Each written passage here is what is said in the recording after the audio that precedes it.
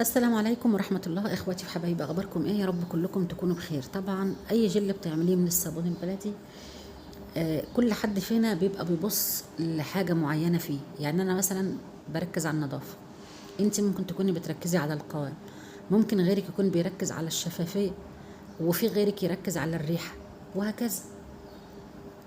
انما عشان تضيفي كل المكونات دي في وصفة واحدة، ده حاجة يعني هتبقى معجزة. فاحنا النهارده هنحاول، يعني بص، هي مجرد محاولة كده ان احنا نعمل وصفة فيها الاربع حاجات دولت. ولو قلت يعني حاجة منهم يبقى معلش سامحونا بقى، لان احنا ما فيش في ايدينا عصا سحرية. احنا بنجتهد واللي ربنا بيوفقنا ليه هو اللي بننزله لكم على القناة. الصابونة اللي هعمل لك منها وصفة بالمواصفات دي هي الصابونة اللي احنا جربنا بيها لأول مرة، فكرة أختكم أم جنى، إن احنا نعمل صابون بلدي بإضافة معجون اللهلوبة. إن انت تاخدي كفاءة معجون اللهلوبة ده وتضيفيها لكفاءة الصابون البلدي الأصلية، يعني انت كده بتاخدي صابونة في حتة تانية خالص، حاجة كده متميزة.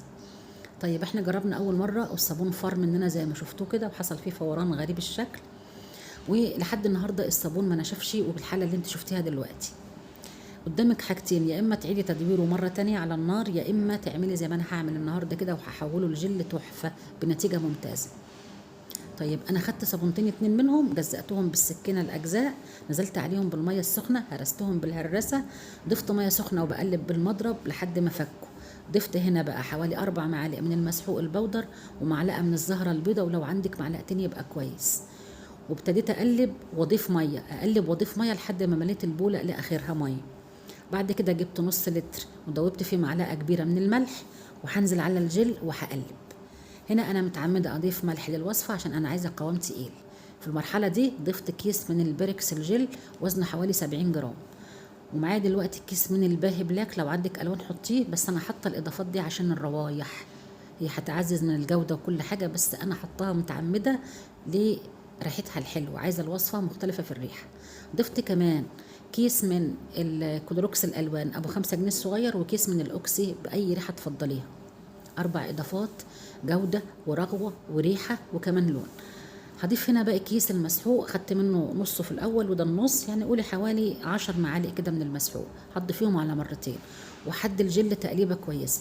بعد كده هضيف معلقتين اتنين بس من الكلور، ولو انت خايفه وحابه تستبعديهم براحتك. معلقتين مش هيخوفوك، يعني مش هيقلقوك من الوصفه. وممكن تخلي الوصفه دي للابيض والفواتح بس، وحط كلور وانت مطمنه يعني. قلبته وسبته لتاني يوم الصبح. القوام تقيل زي ما انت شايفه كده. ركزي معايا بقى في التركايه اللي هوريها لك دي. انا بوريك الاول القوام وبعد كده هقلب من تحت واوريكي الجل من تحت عامل ازاي. شايفه طرف المعلقه عليه ترسبات بيضه قدامك اهو، لان الصابون ده معمول باضافه معجون اللهلوب، كله اضافات بودر. ففي المرحله دي بس هتشوفي الترسبات دي، بعد كده مش هتشوفيها خالص. ليه؟ شوفي معايا بس جوده الوصفه اللي احنا عاملينها. والشراب ده انا مش هدعكه، انا بس همسح عليه كده بالجل، وشوفي الشراب هينضف ازاي. وركزي في حالته الاول قبل ما اعمل لك الحركه دي. ليه بقى انا بتكلم على الجل بالطريقه دي، وليه ضفت مسحوق بودر وملح؟ لان انا عايزه الجل قوامه تقيل علشان ما يحصلش فيه اي ترسبات.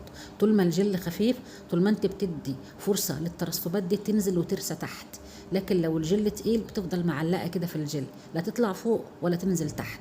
عشان كده الجل اللي هتعمليه من الصابونه دي يفضل يكون قوامه تقيل. يعني انت لو مش بتحب تضيفي ملح في اي جل هتضيفيه في الوصفه دي. خلاص احنا كده خلصنا الجل بتاعنا وعرفنا ليه عملناه تقيل. وبص بقى هنا بقى، وانا بجرب لك اللون هجرب لك حاجه تانية الاول. بص انا بجيب من المعلقه من تحت كده، مفيش اي ترسبات خالص، خلاص الجل تقل، استحاله هيسمح بنزول الترسبات دي تحت.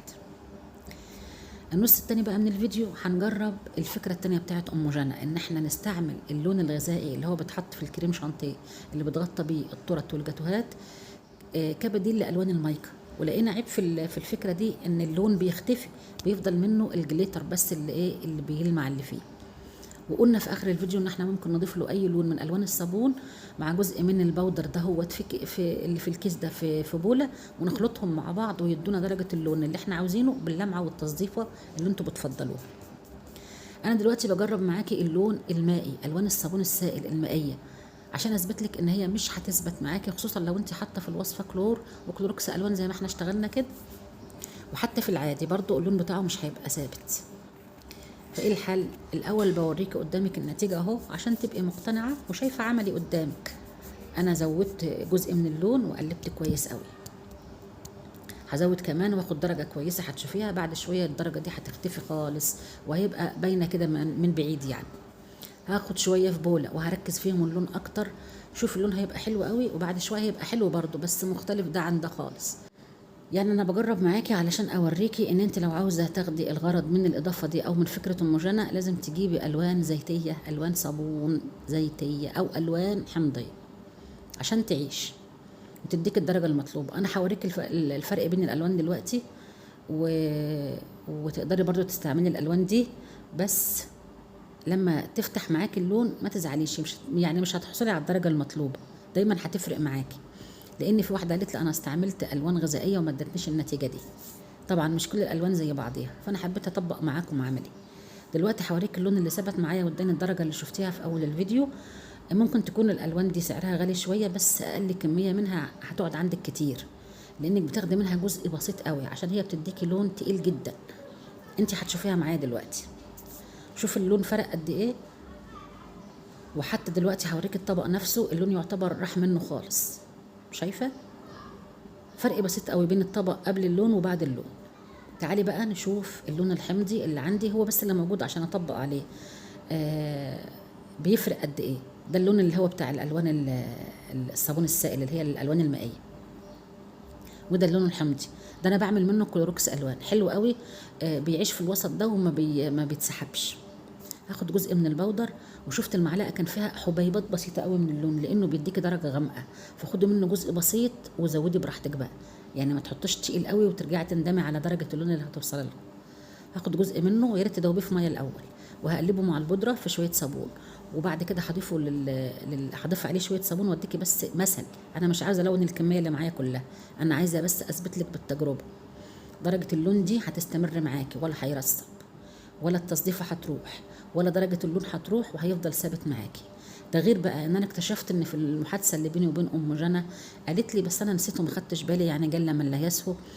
قالت لي ان في منه الوان، يعني مش بس سيلفر وذهبي، لا في منه كل الالوان. بس انا يوم ما رحت اجيبه ما لقيتش غير اللونين دول بس، وكنت عاوزه طبعا اصور الفيديو. فانت هتلاقي اللون ده ممكن لما تستعمليه يديك الدرجه المطلوبه بالتصديفه المطلوبه، ومن غير ما تحتاجي الوان لا مائيه ولا حمضيه ولا زيتيه ولا الكلام ده كله. يا ريت بس اللي هيجيب الالوان دي بيجربها يكتب لنا في التعليقات ايه الاخبار. شايفين حفيدتي كانت معجبه جدا باللون، وانا وعدتها انزل لها المقطع في الفيديو. ربنا يا رب يخلي لكم اولادكم واحفادكم ويخلي لكم كل احبابكم. واحب افكركم قبل ما اختم الفيديو، ما تنسوش اختكم ام جنى من فضل دعواتكم. الست في امس الحاجه واشد الحاجه لدعواتكم في المرحله اللي هي فيها دي. ربنا يعينها على حملها ويشفي لها والدتها يا رب، ويخلوا لكم امهاتكم ويرحم كل امهاتنا اللي توفوا، ويحفظنا يا رب جميعا ويشفي كل المرضى. اللهم امين يا رب. حسنا تعليقاتكم على الوصفه، ما تنسوهاش من فضل دعواتكم، ولكم بالمثل باذن الله. شايفين اللون الاصلي حلو ازاي؟ انا عن نفسي مش هلونه، انت بقى براحتك تلونيه، تخليه خفيف تخليه تقيل، حاجه ترجع لك انت.